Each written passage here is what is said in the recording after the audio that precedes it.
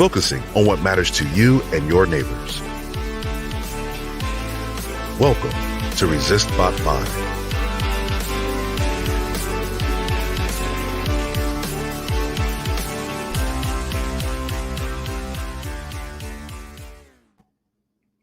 Hey, everybody. This is the actual real episode 1 of Resistbot Live, and we're so glad to have you joining us. I'm Scott McTaggart. This is the beginning of a big, fun adventure. Resistbot having its own Sunday show. We are going to do it a little bit differently than other people do it. We are volunteers trying to contribute. We all have regular jobs, and we are struggling along with you to understand what's going on in the world, in the political landscape. And I think that what you'll find with the show that we put together for you is that it's focused on you, focused not on the soap opera or the horse race or any of the things that make life sort of more combative, but instead finding out what your neighbors are writing to the Resistbot platform about, how it is that they're asking for your help, and who's co-signing those petitions, those things that are important to them. So today is September 26th, 2021. Very excited to have you all. We've been planning this for months. Thank you so much for all your support. The next move for us is going to be explaining to you how we operate. Resistbot is a nonprofit where all of you participate in the civic experience, writing your letters, reaching out. Find it at resist.bot if you're not already familiar with us. And I'd like to start introducing some of the people that are going to be on the show and lead into today's topic, which is one of our most popular petitions. We are going to be talking today about SSI and the Demolish Disabled Poverty campaign. First, I'd like to introduce Susan Stutz, who is my right hand on this, head of content and research here at Resistbot. Let's bring Susan up. And Susan, can you hear me? I can hear you, Scott. How are you?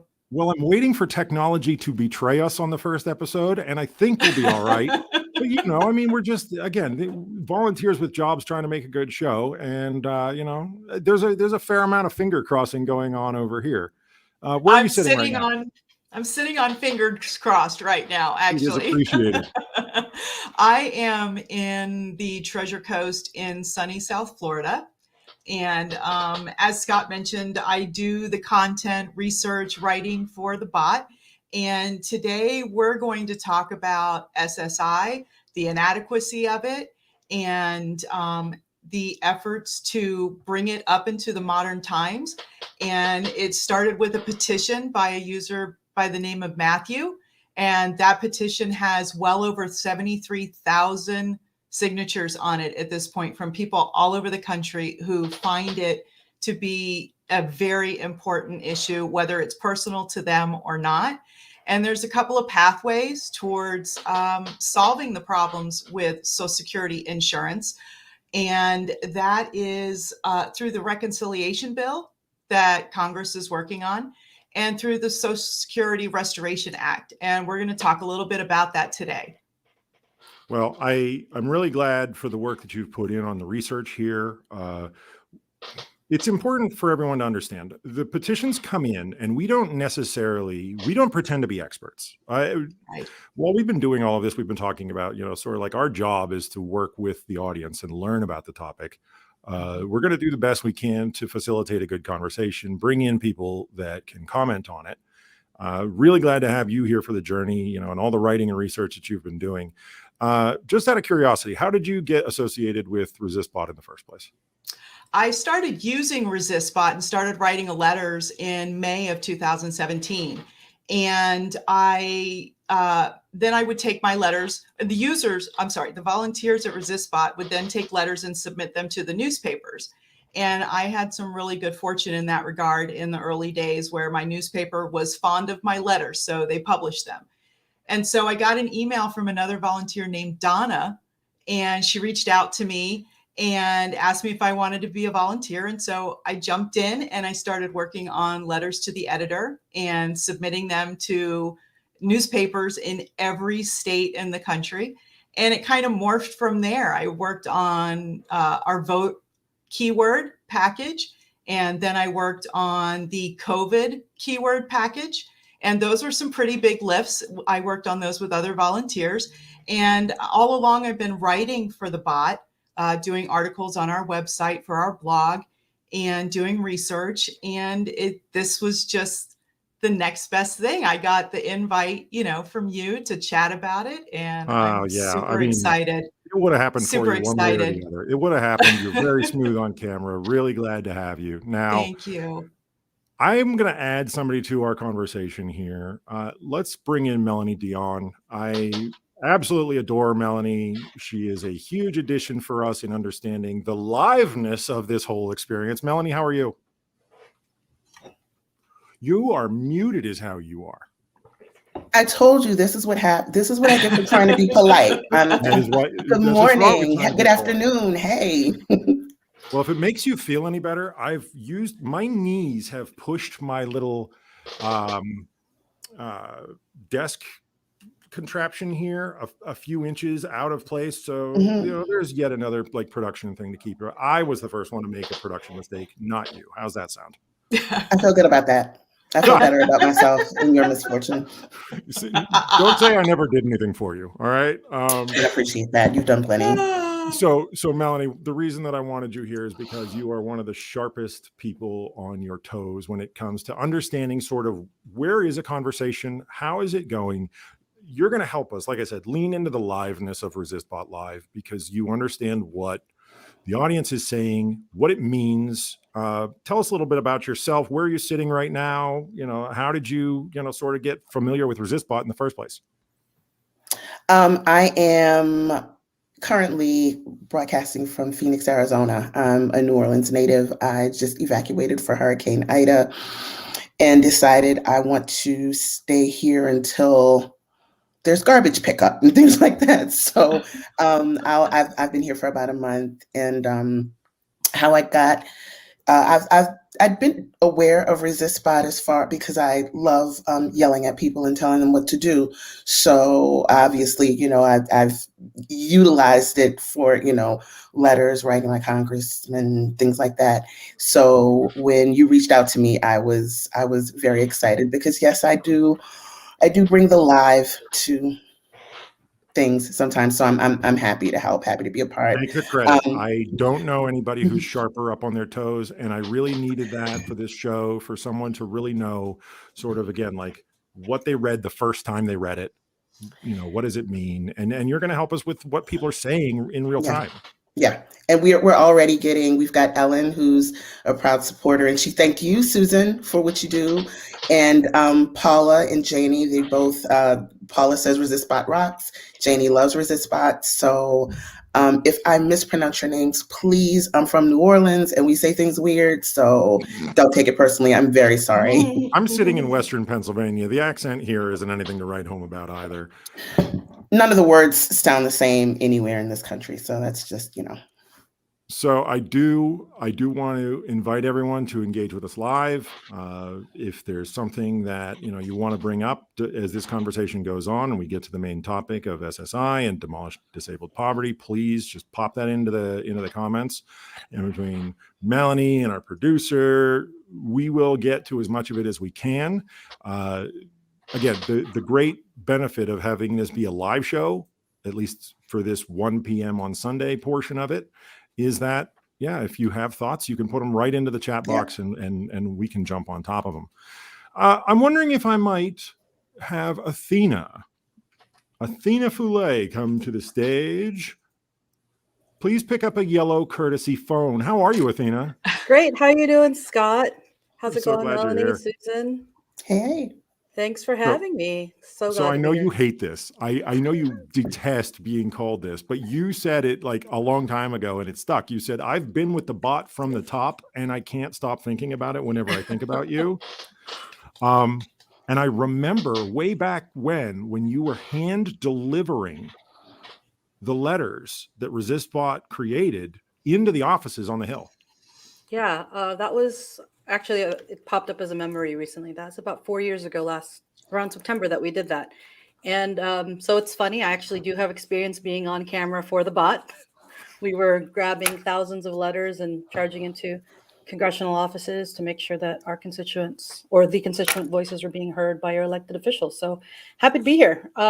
Yes, in my bot journey, I read about it, and I'm trying to remember that first time I really heard about this amazing device that is trying to bridge the gap between constituent and elected officials. And as soon as I learned more about it, at that point, Jason's email, I think, was super available in public. I just blasted them saying, I'm in Washington, D.C. If you need boots on the ground, I'm happy to step in whatever capacity I can. So here we are now. For me, it was interesting because they said, oh, you have to meet Athena. She's going to be great for this show. She really understands what's happening in DC, because that's where you're sitting right now, but also just in terms of like what the evolution has been, what users say that they're interested in, those kinds of things. And then we met first time on Zoom, and I said, oh, that's the lady that used to drop things off at the offices. I remember way back when. Right. Sensible shoes and luggage racks to haul those letters in. No, it was a very interesting time to be alive, to put it mildly. So the reason that I really think that the audience will benefit from you being here is you have a unique focus on what has come before. You know some of the petitions that have come through Resistbot. You have personally put shoe leather into getting some of these campaigns, across the finish line. And I'm curious, as we start to transition maybe into talking more about the core topic here, what does this remind you of? What does it feel like?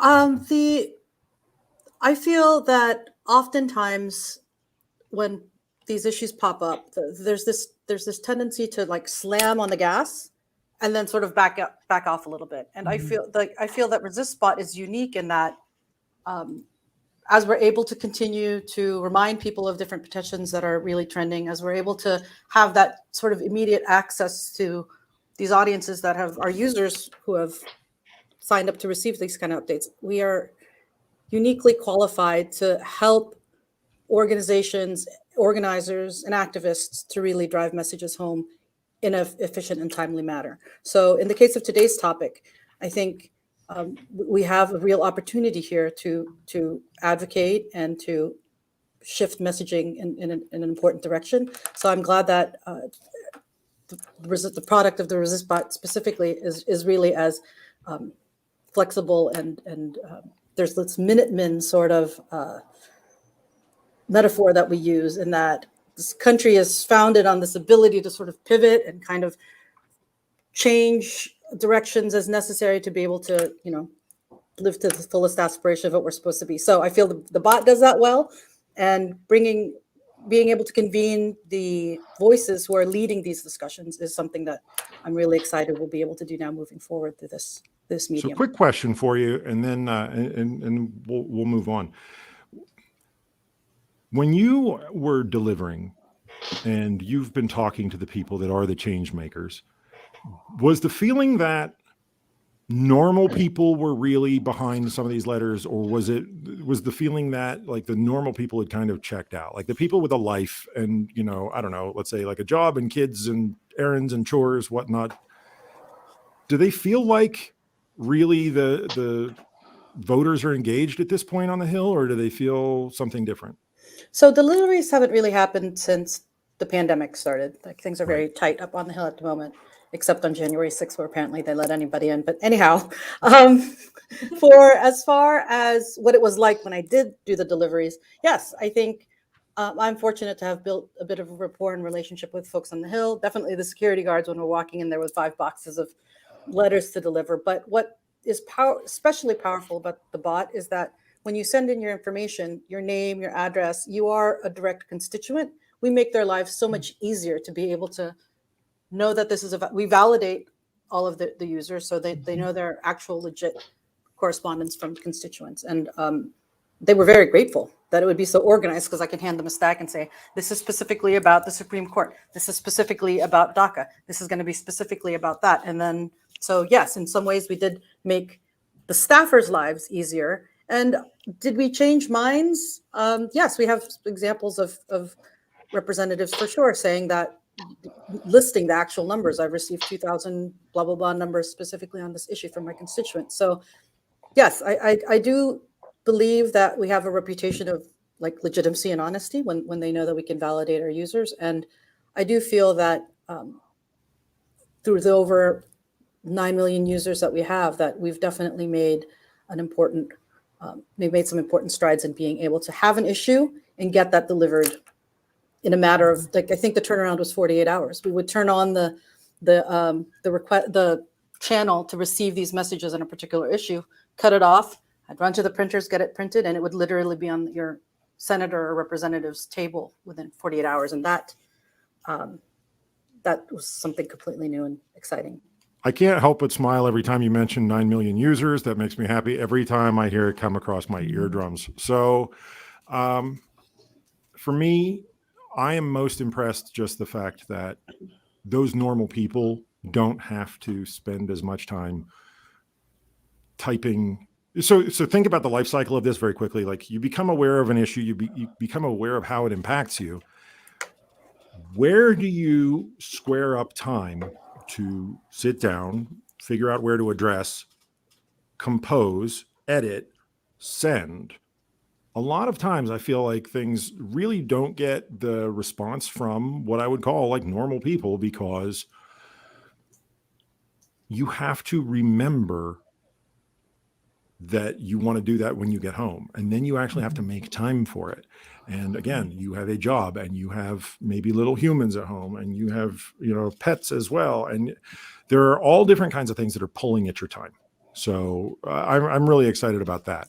I'm also very, very excited because and he hates when I use his honorific, but I just feel like it adds something. Dr. Joseph Kuhill coming to us from the Professor Buzzkill History podcast, which has many different distinctions, one of which being that it is legitimate curriculum in some educational institutions.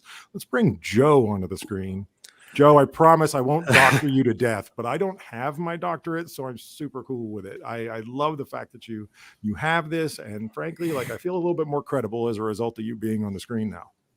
Well, thank you, but make sure everyone knows that it's not an honorific. This was a real earned degree. There are plenty of honorary doctorates out there. Come on, man! So it is technically my title, but as someone who runs, I thought honorific meant something different. Then I'm wrong as someone again. who runs a show called Professor Buzzkill, I can hardly complain about what you use as my name.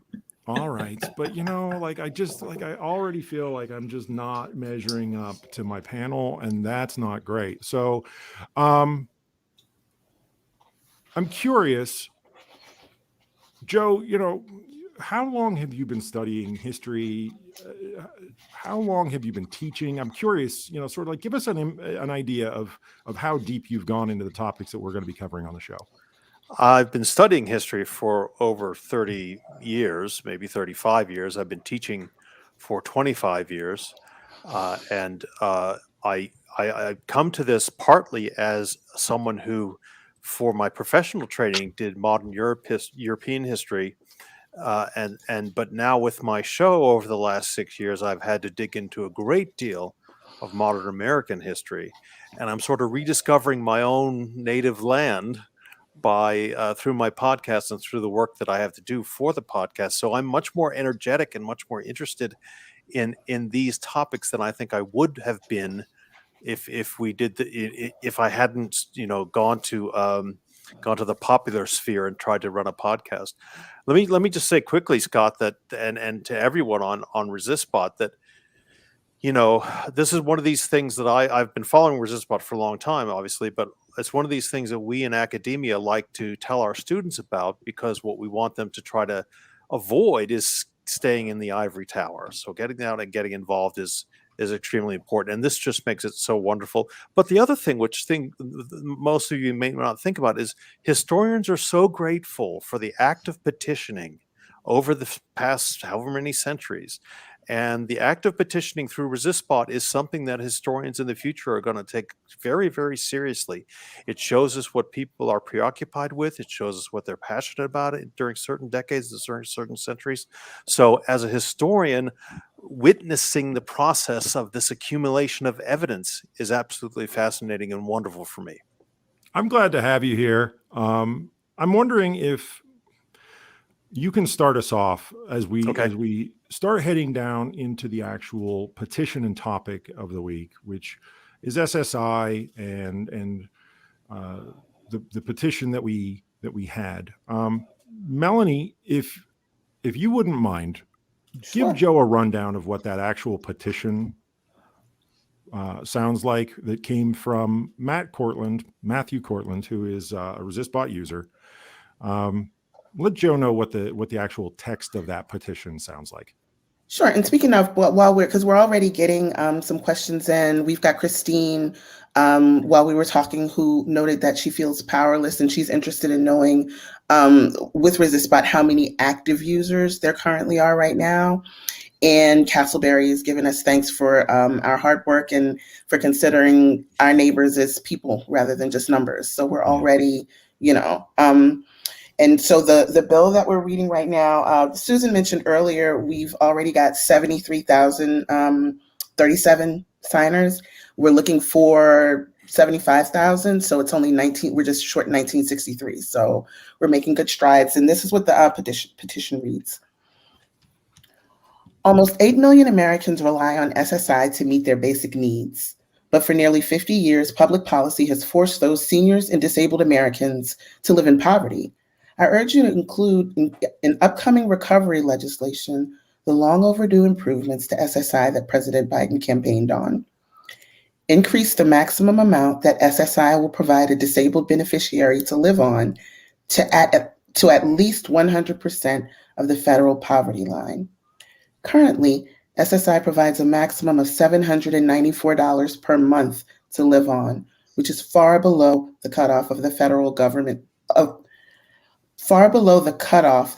government considers to be poverty. Eliminate the marriage penalty rules that prevent disabled Americans who rely on SSI from marrying their loves. These punitive rules prohibit disabled people from enjoying the dignity and protections of legally valid marriages. Increase the income disregards that haven't been updated in decades and index them to inflation going forward. The SSI program aggressively punishes disabled Americans for earning more than $85 per month in income. If that decades-old number had been indexed to inflation, it would be $745 per month today. Increase the SSI asset limit and index it to inflation. Disabled Americans must be allowed to save more than $2,000 without losing vital disability benefits. Preventing disabled SSI beneficiaries from saving for emergencies is cruel and counterproductive. Eliminate the cruel and archaic in-kind support and maintenance rules that cuts already inadequate monthly benefits by 1/3 for beneficiaries who get help from loved ones, such as groceries, to ensure they have food to last through the month, or a place to stay to get them off the street. Please include these essential improvements that will help millions of seniors and disabled Americans in upcoming recovery legislation. And this was first sent on June 23rd by #DemolishDisabledPoverty. And again, we're just 1,963 signatures short of our 75,000 signature goal. That's fantastic. Thank you, Mel. Joe, I mean, I think a lot of people would read that and they would support it, but they also may not necessarily understand what they do and do not have straight mentally. Like, I think a lot of times when we hear about an issue, we can only do the best we can in terms of our understanding of it. If you wouldn't mind taking a moment, make sure that we understand the background. How did we get here with SSI? What's the history of this? And essentially, like, what did you hear in this petition that rung bells for you? Well, two things have been very important so far. First was when we were introducing everyone, what Mel said about different accents and different words being used in different parts of the country. Because the dispute over language in SSI started in the very beginning, started in the 1930s. And every time various bills came up to improve and expand SSI and then later SSDI.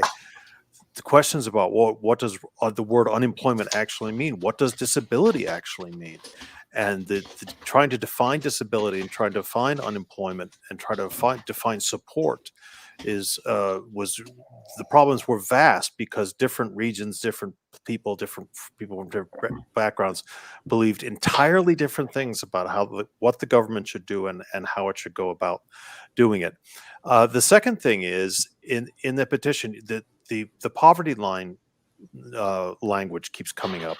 And that also has been a consistent struggle from the 30s and the 40s, especially in the 50s, in determining what SSI would do and what it would not do. And perhaps more importantly, when it comes to people's actual benefits and as they deal with having to deal with the government, what the federal government is responsible for and what states governments are responsible for. That's a constant battle throughout these decades, well into when President Nixon, for instance, tried to improve things in the 70s, and then they were cut back in the 80s, and when they were the improvements were attempted to be made in the 90s again.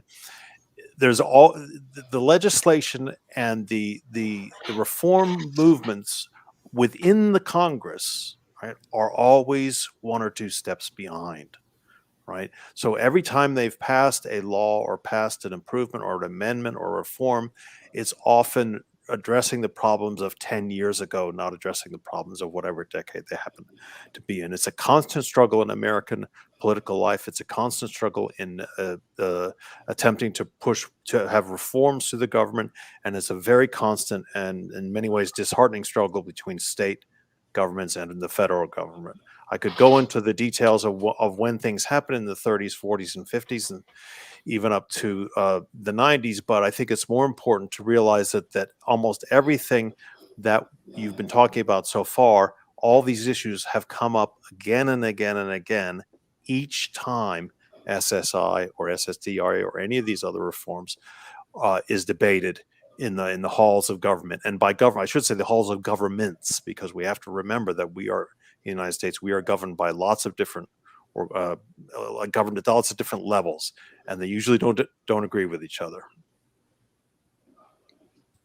So that is helpful for us to understand. It feels as though there are variables that change that are constantly in negotiation. And whenever we look at a petition, such as the one that Matthew Cortland sent in, and our thanks to them and everyone behind the Demolish Disabled Poverty campaign for really getting the word out on this. But Joe, if I'm hearing you right, the conversation that we're having is kind of like the legislation includes these moving target variables. And maybe this is an unfair question because, I mean, I'd prefer to assume that the folks that write these things and negotiate these things are doing it in good faith. But well, was there ever a discussion about maybe pegging it to a specific outcome? Was there a discussion about like it should be able to produce this outcome? Yes, it's often pegged to this in general is often pegged to inflation. It's often pegged to the poverty line, but the problem has always been, even the first proposed in the 30s, but especially in 1956 when there's an attempt to add disability insurance to it, is the idea that certain states, for instance, that aren't very industrial, certain agricultural states or rural states, feel that disability, vocational disability, employment disability comes through industrial accidents, right, or industrial problems, with the industrial world, and that doesn't apply in Nebraska or that doesn't apply in Mississippi. And so those senators and congressmen are constantly pushing back against these other these reforms in a larger sense, even though exactly the same kinds of accidents, exactly the same kind of disability causes are happening in their own states. They think of it as a northern thing. They think of it as an industrial thing. And they're also, in addition to their hesitation to spend money anyway, The regionalism is an almost insurmountable problem. So pegging it to the rate of inflation, pegging it to the poverty line, is something that's been debated in the 5 big periods when this is up before the federal government, and each time it comes in 2 years out of date. By the time the bill actually passes, it's 2 or 3 years out of date. So Susan, Mel, is it a northern thing? Sorry to step on you there, Mel. What were you going to say? No, I've got a question from the audience, actually. We've got Christine, who's a 24-year-old Navy vet. She said that their terms had operational definitions and wanted to know why federal law does not include operational definitions. That feels like a really deep hole that we could go down. I honestly, I feel as though the point is well taken. I don't know that we can answer that because I mean, that's essentially what I was trying to get to when I said to Joe, Joe, is there any sign? One of the gotchas that's been talked about over the years is okay, well, how much is a gallon of milk, right? And that's a way of identifying whether or not a person understands the impact of policy. And I don't want to keep our guest waiting any longer, but Christine, your point is well taken. I would like, and there's the reason I'm asking about this being real life and pegged to outcomes is because we're going to bring on someone who I know for a fact has these conversations about the impacts every single day. His name is Matt Berwick. If we can add him to our conversation, Matt, come on in. We just added our producer, who apparently, Mel, you're laughing the way I'm feeling. That's fantastic. We're so glad to have you. Congratulations, you made the big show. Good job. You didn't even have to pay your dues. That's pretty solid. So, Matt, this is one of those times when I'm going to sort of just give you the floor because you've been listening to what we're talking about. There's a petition that was written by someone who has a firsthand understanding of this, trying to get this fit into the reconciliation bill that's coming up. And I'm not 100% convinced that everyone understands the outcomes of policy choices. So you're the president of United Spinal of Western Pennsylvania. You are constantly in contact with this community. Can you give us a sense of sort of what the real life impact is of the petition, the proposed solution, and this entire conversation? Yeah, Scott. I really appreciate you having me, and it's something that's near and dear. I've been an advocate in the community for a long time. Have a spinal cord injury, acquired that at the age of 15. So I was somebody that went through and was a recipient of SSI. And it's amazing how little $700 some goes in a month. And just to think about what you have to pay for. I was a college student when I was on SSI. So looking at what the cost of a book is in college is just astronomical. And I could buy a book and a half with $700 and some. But then you have to look at, how do I pay rent? How do I buy food? How do I get to college? Let's talk about that. So the small amount of income that people get through SSI is it's such an impact on their life, because you really have to make strong decisions and strong choices of, what am I going to buy? What am I going to be able to afford? And what's going to be able to get cut out? I think another thing that we have to really touch on in the petition is looking at the marriage equality. And a lot of people say that we have marriage equality in the United States, but we don't have marriage equality until people with disabilities can get married without having the fear of losing their benefits. And I think I'm a good looking individual. Scott, I don't want you to answer that, but I think I'm a good looking individual. And, I have to worry every day with, if I find somebody that also thinks I'm a good looking individual and wants to pursue marriage. And that's something that I have to have the real fear of losing my benefits just because I fall in love and want to go and do what everybody else in the community does and get married. So it's really, there's so much more impact on this than just the small amount of money that individuals are able to interact with. And what I will say too is people with disabilities want to go to work. People with disabilities want to contribute to the community. But as it was mentioned, with SSI, you can only earn such a small amount of money before you're at risk of losing those benefits. So when we talk to our constituents at the United Spinal Association of Western PA and we ask them, like, what do you want to do? Well, I want to go to work, but why don't you go to work? Well, the real fear of the folks that we work with on a daily basis is that they're going to lose their benefits. So there's so many things that we can unpack through the changing of this legislation. But we'll just start there. I'm going to stop because I'm sure there are lots of questions. I'm sure everybody wants to talk, but that's just going to tee it up for you. Matt, can you just take a moment and explain to us what SSI is versus SSDI? I know I struggle sometimes with the acronyms, and I'm sure others do as well. Yeah, so SSI is Social Security insurance, or Social Security income. So it is basically what you can get as an individual that has not worked, that has a disability, and then you have SSDI, which is where you have work credit. So if you've worked for a long period of time, you can essentially get additional income. And I will throw it over to the great professor if he wants to include anything else about SSI versus SSDI. You are muted, You're Joe. muted. And I did it to myself a minute ago, so don't feel bad. That's essentially the difference. And I want to stress again that constantly the definition of what qualifies as unemployed, what qualifies as disabled, what qualifies as suffering from disability changes in the different decades, and sometimes has very drastic regional differences which affect the funding of the program, especially at different state levels.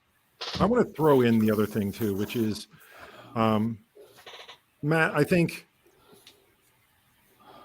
you've done a good job of sort of explaining the real life impact of it, but I also think that a lot of the folks that you talk to as a part of United Spinal and, the people that lean on you for advice, we need to give them credit also for the fact that they are juggling all of this while also going through vehicle modification or getting accommodation in school at work. Like, this is not the only task that you get upon a life change or a shift in classification, right? Different types of disabled poverty exist because some folks don't have public transit nearby, for example. Some people are just struggling, to figure out the new paperwork for, a new reality. I know this is something that you do, and I know that you do it, a lot on the state level because I got to see your work on the mod bill. If you wouldn't mind maybe adding that to the conversation before we open it up to the rest of the panel for questions, like tell us about mod in Pennsylvania. And I have to stress, this is a Pennsylvania effort, but I think this helps to sort of add depth to this conversation. Yeah, so MOD, thank you for giving the opportunity to share a little bit about MOD. So Medical Assistance for Workers with Disabilities, or MAWD. MOD is a program for individuals that at one point were eligible for SSI, that have gone to work and are able to work. And MOD is essentially a premium that is paid to remain on Medicaid. So that, again, that's state program Medicaid, not Medicare. And these are individuals that are working, they're paying a premium, and they're able to work because of MOD. So recently in Pennsylvania, there were advocates, including myself, who pushed the state legislature a little harder to say we would like to see changes to MOD because there are limitations with MOD, not as many limitations as with SSI. You can earn more, you can have more income, more assets, but you were still limited and you still weren't able to get married. So at the state level, we said we want to see changes. So Act 69 was recently signed in the state. So that'll open up workers with job success, which will give the opportunity for more income, more assets, and the ability to get married because they won't be looking at some other things that are currently looked at. But I think the important thing to note between MOD and workers with job success and SSI is that it is all that same umbrella that we look at. So the individuals that are on MOD were at one point an SSI recipient, may continue to be an SSI recipient. So they're still under some of those same challenges that individuals that are on only SSI are impacted by. I just want to tip in and make sure that the audience knows that if you have questions, you can ask us, and I'll be sure to filter them through to Matt or the good doctor or whoever. Just make sure that we want you to be part of the conversation. So join us. Melanie, I appreciate that you're helping me and making him uncomfortable with that. I know how much he just wants to be one of the guys after 37 years in school. You can do so many things with that name. I mean, the fact that he's not going by Dr. Joe Cool is just an abomination to me. So we're going to have that conversation in the after party. I did see there were some people that were looking for where they can sign the petition before we go any farther. So if you're not already familiar with Resistbot, the web address is resist.bot. If you go there at the top navigation, you'll see petitions. You will see this petition on the front page. Using demolish disabled poverty is probably the easiest way to find it. Every Resistbot petition, though, has a code. The code for this one, if you're a veteran user with all the superpowers, it's PSL OAE. That's where you can sign the demolish disabled poverty petition. And I'd like to open it up. What questions does the rest of the panel have? Susan, please go ahead. I just want to add that if you don't remember those particular string of letters, you can do SSI now, SSINOW. Send that to the bot through the text or Twitter, and it will ask you if you want to sign, and it'll pull up the petition. So you can get it to it that way as well. Very good. But did you have a question? You raised your hand and made me think you had a question. I don't want to just start talking out loud. One of the things I wanted to ask Joe is, when you were doing research, do you know how many people are collecting SSI at this point? Oh, I don't know that. I don't know contemporary numbers. I wouldn't know that at all. I was asked to do the historical. We dug into it. It was hard. It was hard to figure out exactly. Yeah. It's frankly not well. In previous decades, the answer would be not enough, because there are an awful lot of people who were for whatever reason can't work and would not apply, either because their state wouldn't administer it under their category, or they felt like it wasn't going to be approved anyway. So if I could just give a quick example from the very, very beginning, in 1936, Dust Bowl workers were applying for SSI, saying, we're applying for relief, saying, we cannot work. We are, in fact, they used the term disabled at that time because the weather, frankly, has ruined our crop and the agricultural world we live in. And so that sense of using disability in the same way or in similar ways that I don't have access to public transportation, or a hurricane has devastated my area, is actually almost a century old.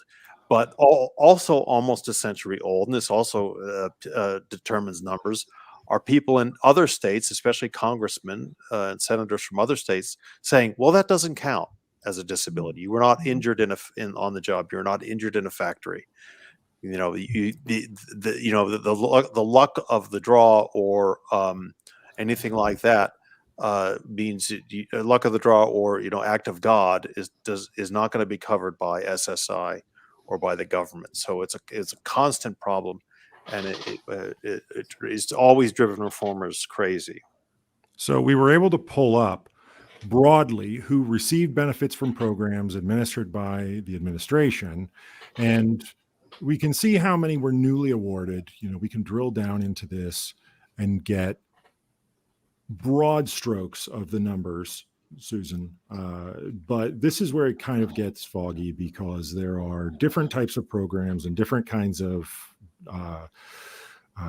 qualifications and categorizations that, for the purposes of the conversation, we didn't want to misrepresent this number. So broadly speaking, though, we're looking at a total of 69.1 across all SSA programs. But again, you really need to have a good command of all of the programs and what is the thing that you're digging for and what is not.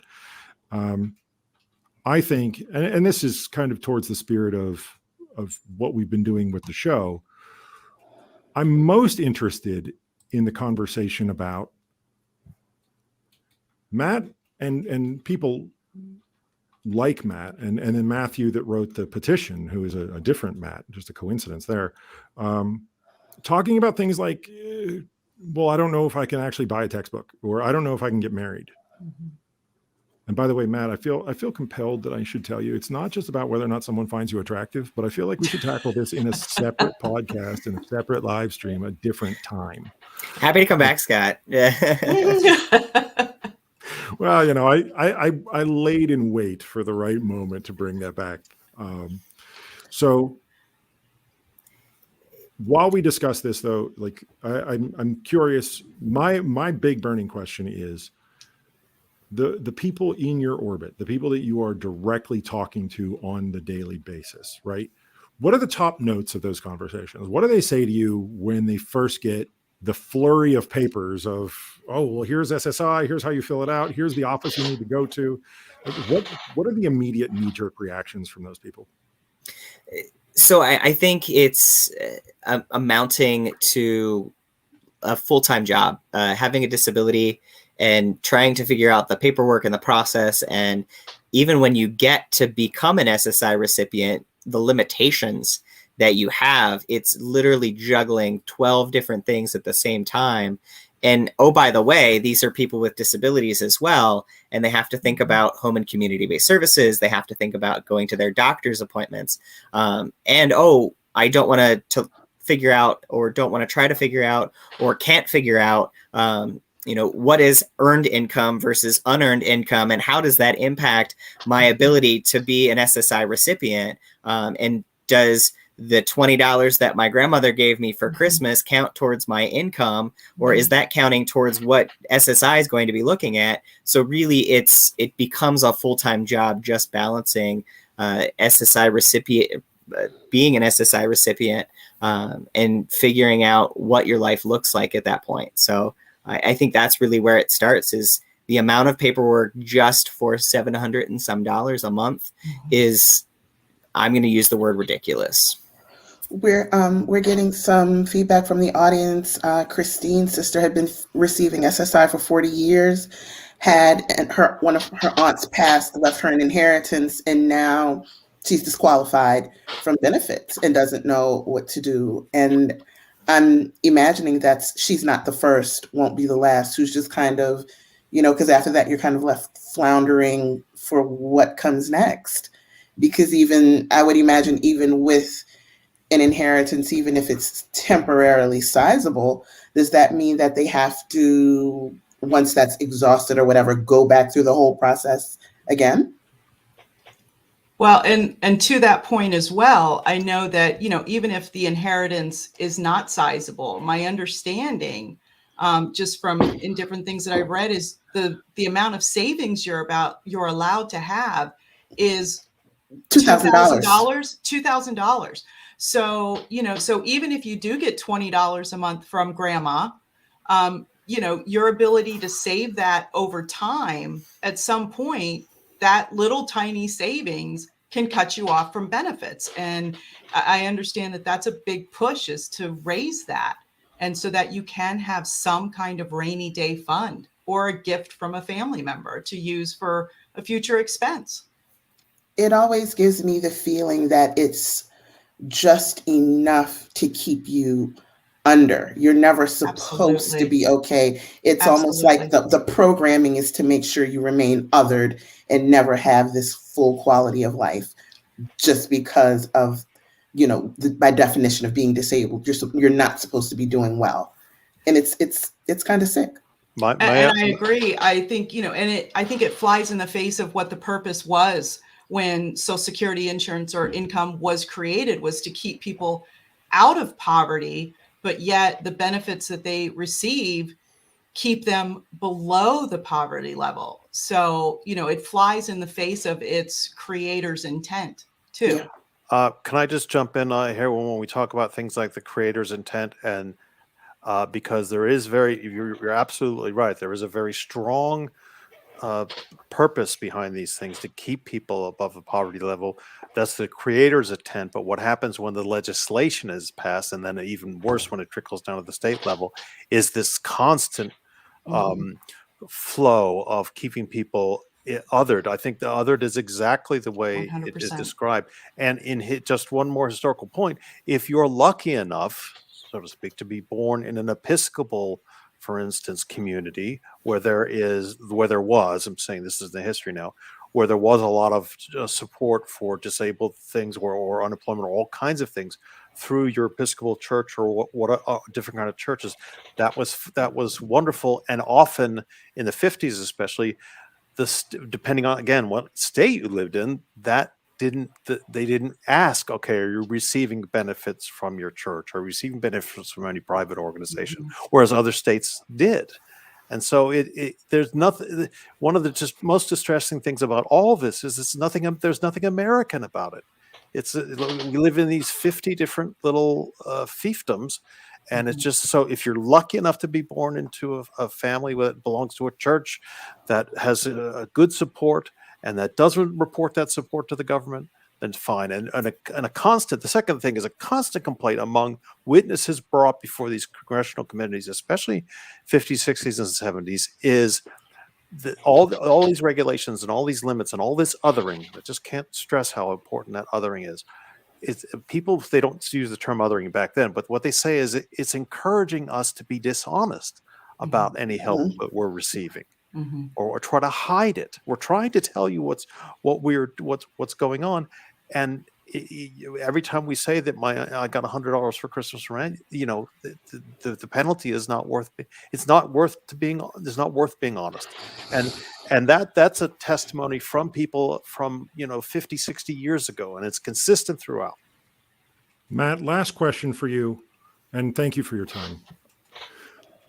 Tell me about the thought of moving to a different state. Have you thought about it? I mean, is this something you've looked into, or people that United Spinal has asked you to or that you support? Like, tell me about that thought process. Scott, I will say, as somebody that is currently in Western PA, and the last 3 days have been torture because it's been cold, and snow is absolutely coming, and I hate it. I have seriously considered moving to other states, but then you have to think about the state programs that I am currently receiving. And again, MOD being a PA legislation, PA law, if you will, having to do the amount of research to figure out what does that state look like? How are home and community-based services allocated in that state?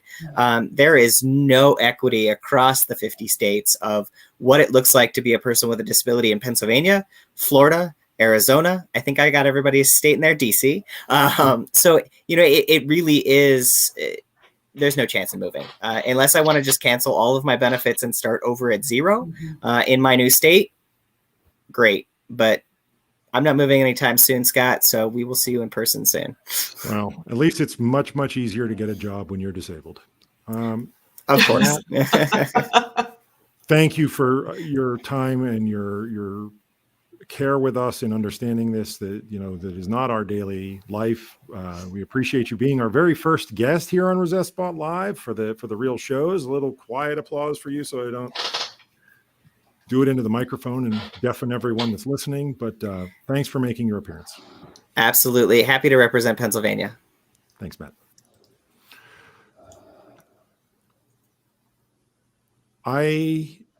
I know we have more to talk about this next week. We're going to continue this topic with next week's show, but I'm really heartened by the fact that everyone here basically is nodding along with each other and saying like, wow, that's interesting. And Mel, I didn't see all the comments, but am I right in feeling like the comments are pretty much nodding along with us? Yes, it was a lot of there were a lot of folks who were in agreement. We've got Paula, who was definitely sharing her agreement with the concept of how ridiculous the limitations that are placed on people who receive this aid is. It's because it prevents them from what quote unquote the American dream is supposed to be, and that's not. There was no language that just limited it to people without disabilities. So it's just absurd. So we're getting a lot of folks who right now are in line with where we are with the topic. And big credit to you and producer Anna for pulling those together, because we're live streaming across multiple channels right now. So you all are actually pulling comments from the Facebook feed, the Twitter feed, the YouTube feed, and the Twitch feed simultaneously. And I really appreciate how nicely you've done that on this first voyage, this maiden voyage of the Resistbot Live vessel. The next thing I'd like to do, if we can, before we go, let's talk a little bit about what other stories are cooking out there, what we have our eye on, national stories of note. I think you can watch any Sunday show, any news program right now, and hear some of the big loud ones. You know, we know that there are budget things happening. There's a reconciliation vote, there's an infrastructure vote, those kinds of things. But as far as this group is concerned, what else do you have your eye on? Athena, I know you've got something, you know, lined up for this, because we actually talked about it quite a bit yesterday when we were, you know, getting ready for today's show. Yeah, I mean, unfortunately, there's never a lack of any issues that we need to discuss, and we have a great amount of work that needs to happen. So in terms of what I'd like to see coverage, I'd like to see us do a little bit more to highlight the people doing work on the border.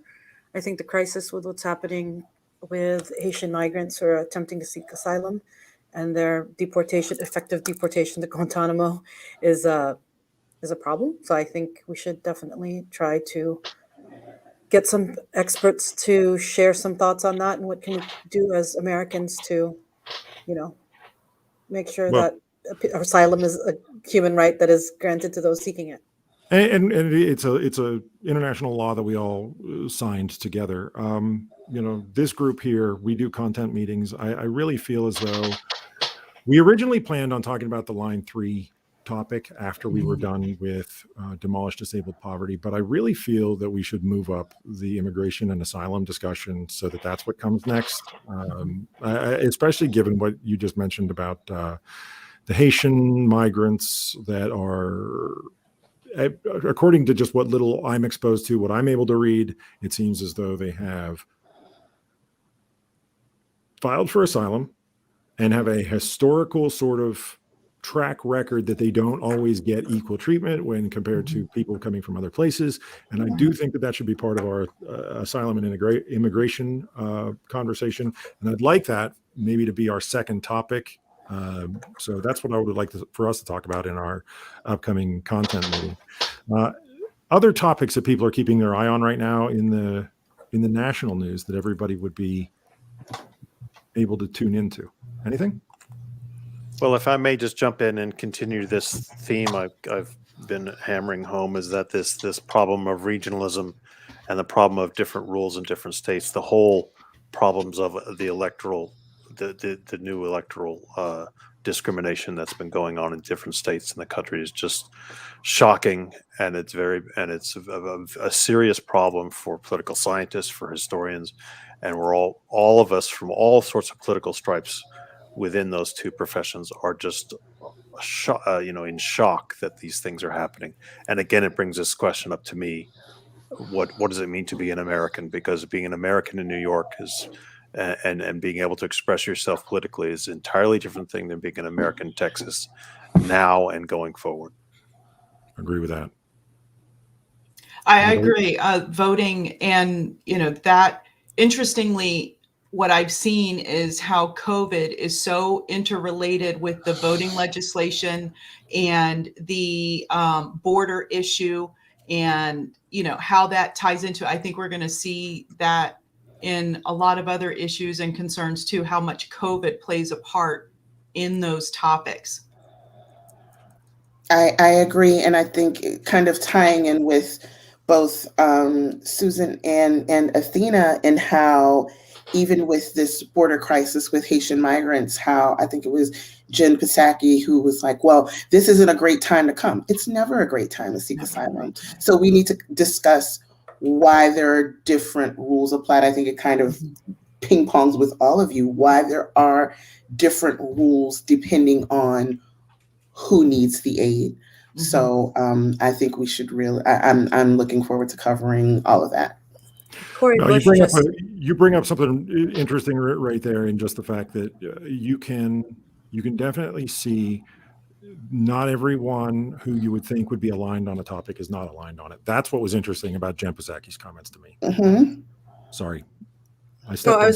that was me. I was just going to say Corey Bush actually just retweeted this idea that there are over 600,000 undocumented Canadians in the United States, and yet we don't see whips and horses on the Canadian border ever. And that boils down to the color of their skin.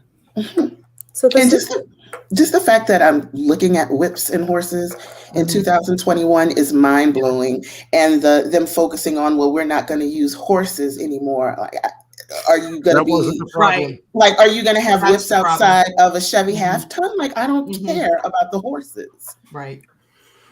And I'm really sad, did think it was the to horses. say that there's a great historical precedence of that sort of behavior by government forces in immigration policy in the United States. So we have our work cut out for us. Yes, Yeah, I we was do. going to say that's what we're going to have to work on. You've read my mind, Athena. That's exactly what I was going to say. Like, we have a lot to do. So let's wrap it up very quickly. Where you're going to be, what you're promoting, you know, what is your favorite charity? Take it away. Susan Stutz, how about if you start us off? What do you want people to turn their attention to on your behalf before we meet next Sunday? We're coming to the very last days of September, and September is Suicide Prevention Month, and that's across the country. And one of the organizations that I think's been really doing very good work in that regard, and I've been following them for years, is called makes me choke up. To Write Love on Her Arms, and I encourage you to go to their website. It's TWLOHA, and read the founder's story about the young lady with whom his entire platform began. And, you know, we all know someone who has a mental health challenge. We all do. Whether, you know, it's depression, anxiety, schizophrenia, something more profound than that. And I encourage you to take a look at it. I promise I will. And I think everyone here will. And thank you for sharing. Melanie. I am doing work with the Katrina List. It's in conjunction with the Katrina National Memorial Foundation, establishing a museum for Hurricane Katrina, where we're focusing on residents of the Gulf Coast. I'm a New Orleans native, and expanding exactly not only there's been 16 years since Hurricane Katrina, and it's more than just what happened then. We've got 16 years of people living life and still trying to recover from what happened in 2005. So we are doing a lot of work to get a facility built for that discusses addresses climate justice, as well as the actual stories behind these people who were affected by this storm. So, and how that ties into what we're still dealing with today, 16 years later with Hurricane Ida. So the KatrinaList.org, I would highly recommend everybody go there. And I just want to call attention again at the top of the show. You said you had to evacuate from your home in New Orleans, and you get the Trooper Award for showing up on the show from a place that's not even really where you live. You know, from Phoenix, Arizona, you came and you just. I truly appreciate it. Thank you. I'm glad to be here. Thank you. Athena, what do you want to turn people's attention toward? So many great organizations out there. I think, given what's how a lot of our conversations are basically coming down to this concept of equal justice in the United States, I would like to call attention to Brian Stevenson's organization, the Equal Justice Initiative. It's a nonprofit based in Montgomery, Alabama, that provides legal representation to prisoners who may have been wrongly convicted of crimes, and ensuring that poor prisoners have effective representation and are denied a fair trial when it comes down to it. So slavery, well, I would say genocide is America's original sin, but slavery is up there as well. So anything that our listeners and users can do to look up these resources and support organizations that are trying to address these issues in the United States is appreciated. Thanks, Athena. Professor Buzzkill Joe Kuhill, where do you want to turn people's attention? Well, I work with a company, with a charity called Basic Health International, and the goal of Basic Health International is to try to eliminate cervical cancer worldwide. It's a marvelous organization. They're working very hard. Cervical cancer is entirely preventable, and the things they're doing for screening and for treatment for women, particularly in low resource countries, is just fantastic. Please go to basichealth.org and contribute to them. They have all sorts of things through global giving and other things that where your funds can be matched. And it's something that it's one of these things that we can actually accomplish something wonderful within 10 or 20 years. So please, basichealth.org, Basic Health, all one word.org, and cervical cancer is completely treatable, completely can be eliminated worldwide, and that's what they want to do. And if anyone wants to hear a little history, go to professorbuzzkill.com and follow my podcast. Joe, and you're another one that definitely juggled some things this week. I know you had some family pressure this week, and thank you so much for making the appearance. We definitely appreciate it. My spotlight is going to be for my good friend Matt Berwick, who showed up on the show this week. United Spinal.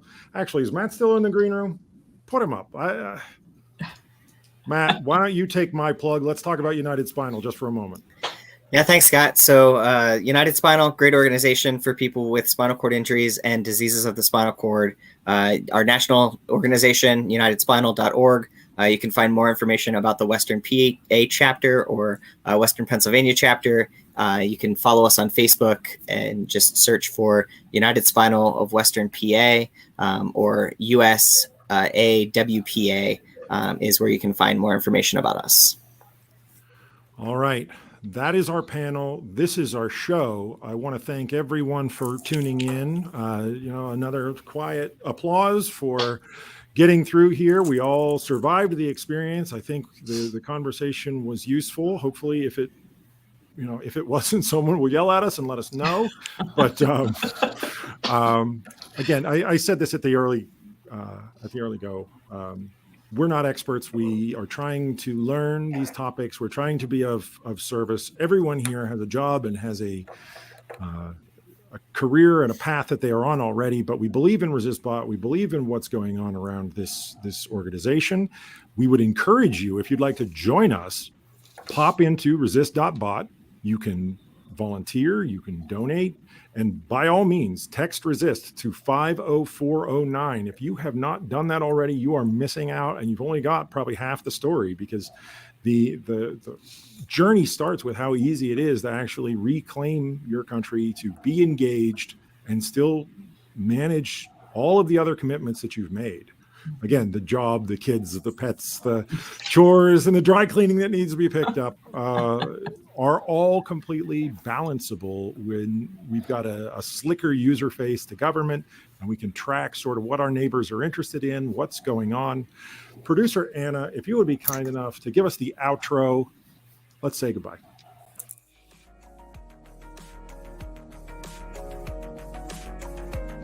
Resistbot and Resistbot Live are nonprofit efforts made possible by our volunteers and charitable donors. Join us by visiting resist.bot and follow us all over social media under the Resistbot name.